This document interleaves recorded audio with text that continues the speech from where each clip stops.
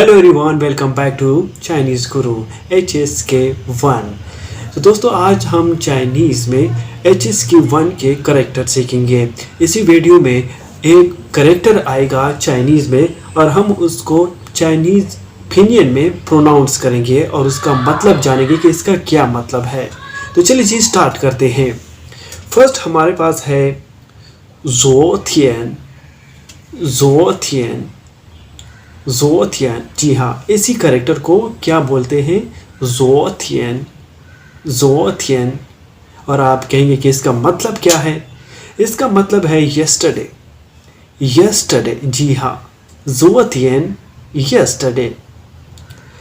Second हमारे पास words है जुअज। जुअज। जुअज, जी हाँ, इसी करेक्टर को जुअज बोलते हैं। जुअज। जुअज। तो इसका मतलब क्या है? इसका मतलब है टेबल, डेस्क।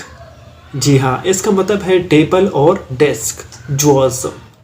अगर आप इस चैनल पर न्यू है तो प्लीज़ इस चैनल को फॉलो और सब्सक्राइब ज़रूर करें। शेशेनी।